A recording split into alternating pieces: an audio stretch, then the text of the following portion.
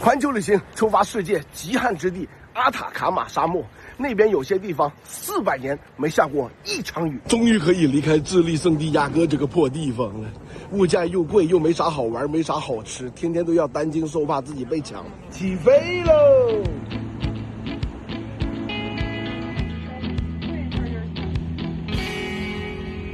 出事了啊，兄弟们，飞机坐反了，现在距离我要去的地方还有1000多公里。智利真的血克我这种不做攻略、喜欢随机的选手。现在我到科皮亚波这个位置，再坐10个小时的大巴到卡拉马。现在是晚上10点，到了刚好天亮。塞翁失马焉知非福呢，一切都是最好的安排。保持微笑，嘻嘻。这次终于不用做硬座了啊！一觉睡到天亮，吃饭。早上好，终于到了。咱们先去玻利维亚大使馆把签证给办了。前几年刷爆全网的天空之镜，咱也是要去的。本来在智利的首都圣地亚哥那边的领事馆就能办了，结果他们说印张没墨汁儿，让我等半年来这里办。我寻思，什么墨汁儿要等半年呢？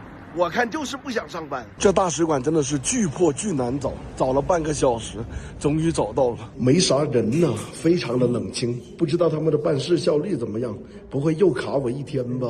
签证费200块钱人民币，5分钟不到就搞定了。委内瑞拉，你就学吧。再坐2个小时的出租车，到圣佩德罗镇。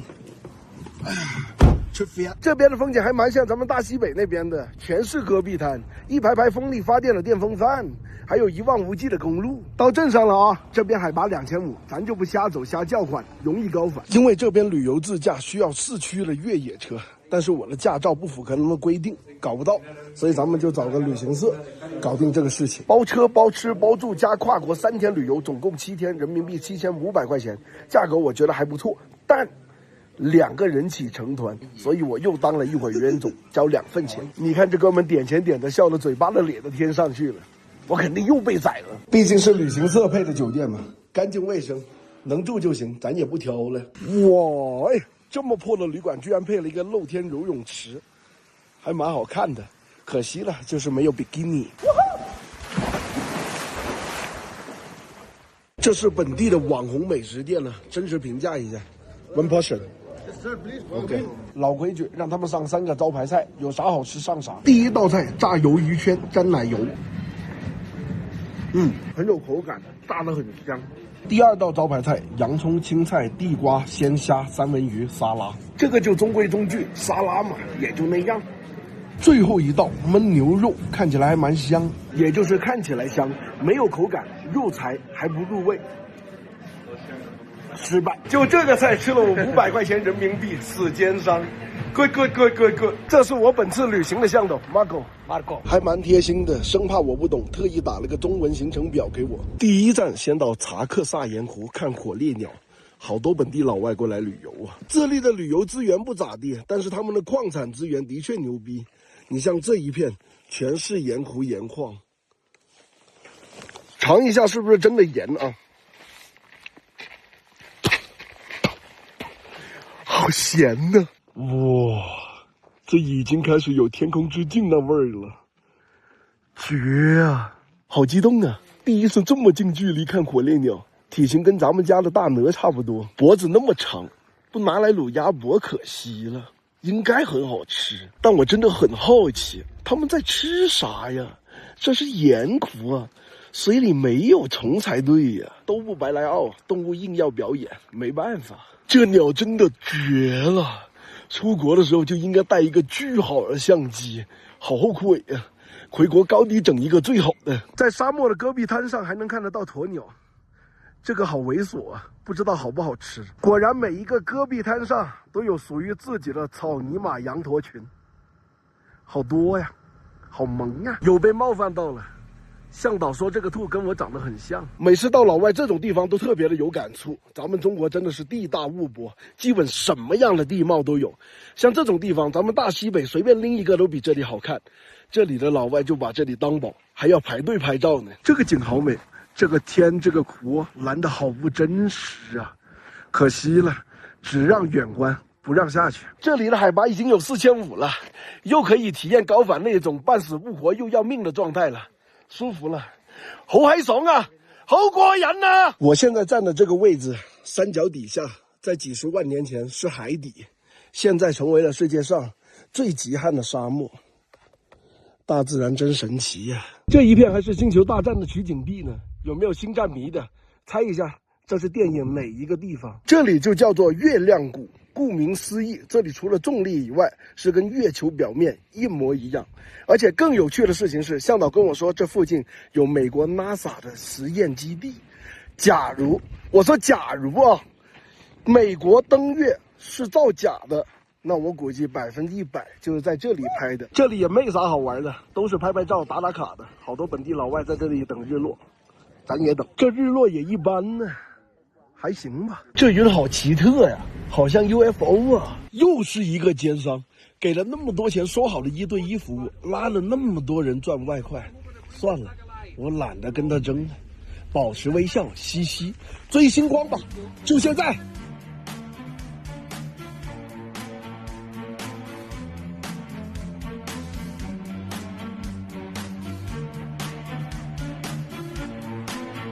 坑爹吗？这不是这种星空在咱们村楼顶哪儿看不到啊！我花1000多块钱来这里看，有病！昨晚看星星看到1、2点，天没亮就要起床继续出发，这不纯正的特种兵吗？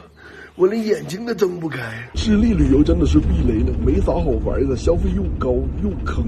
什么世界10大旅游国家，我觉得都是吹出来的。玻利维亚这个海关口岸好简陋啊，有跟没有有啥区别呀？要偷渡的话，直接搁那绕过去，一路到底不就到了吗？丝滑入境，委内瑞拉，你就学吧。天空之境，我来了。路上的风景跟咱们西藏差不多，高海拔嘛，光秃秃的山，没有啥植被，蓝天白云。这是啥呀？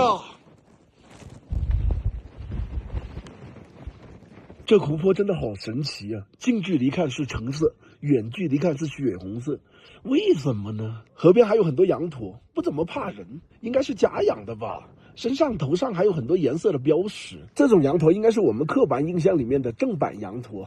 这玩意儿我吃过，不好吃，酸的。这里也能看到成群的火烈鸟，但品种跟智利那边看到的不太一样，一方水土养一方鸟嘛，河是红色的，所以它们显得更红了。这山有点像我在委内瑞拉爬的那个罗赖马山，还蛮好看。这地方我不知道叫什么名字啊，向导带我过来的。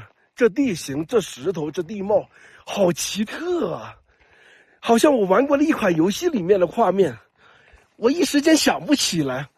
好好看，我想起来了，塞尔达骑半人马那个峡谷。这是鸟还是鸭呀？长得好奇怪啊，眼睛都找不到，脸是凹进去的。这玩意儿挺瘦的，应该不好吃，算了。真牛逼，在这鸟不拉屎的地方，居然有中国人在这里开饭店。龙门饭店，价格还蛮贵，一个油泼面都要50块钱人民币。好起来了啊，终于吃上饺子了啊，看起来个头蛮小的。味道还行，哇，能吃上西红柿炒蛋已经是一种恩赐了。这油泼面闻起来也好香啊，感觉好正宗啊。哇，刚刚好吃。这顿饭吃了217块钱人民币，贵是贵了一点，但好久没吃过人吃的东西了，也算是值了。霸天虎、大黄蜂、擎天柱、变形金刚在这边拍过电影吗？好多手办呢，异形也有啊。这还有个终结者，5优你网红打卡点。火车墓地，没啥特别的，过来打个卡就走。5优你盐湖到了，这是世界上最大的盐湖，大约有1万多平方公里。我们的茶卡盐湖连这里1%都不到，可想而知多夸张。发现个特别有意思的事情，他们这造房子不用水泥，用的是盐，这些都是盐做的砖头，感觉还蛮结实。这一整个房子除了房顶，基本都是用盐做的。牛逼呀！尝一下，看看这盐好不好吃。程度很高嘛。接下来继续出发，整个盐湖的中心地带仙人掌岛，顾名思义就是长满仙人掌的一个岛屿。我觉得还蛮神奇的，整一片盐湖一望无际，寸草不生，但偏偏在它的中心地带还有绿植生命。我去，我还是现实中第一次看到那么高那么壮的仙人掌，而且长得非常的拟人化。天一黑往那一看，还以为一个个人杵在那里站着不动呢。这被扎一下肯定很痛吧？哎呦，向导还蛮贴心，蛮会整活的，给我搁这整了一顿午饭，在这吃饭还蛮装逼，蛮出片的。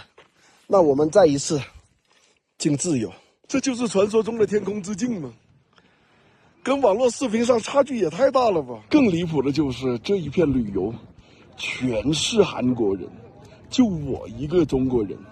你的烟我的醋，风景其实还不错的，就是被这些摆拍呀、各种滤镜啊拉高了我的阈值，导致我心里落差大。日落还是蛮好看的，开始有天空之镜的味儿了，还偶遇了一对新婚夫妻在拍婚纱照，蛮幸福的。讲真的，有点羡慕了。羡慕归羡慕，但可惜现在的我已经选择成为了一只没有脚的小鸟，只能不停地飞，永远都无法降落。结局早已注定，我只想在自己剩下的生命里面，可以飞得更高、更远、更自由，直到死亡。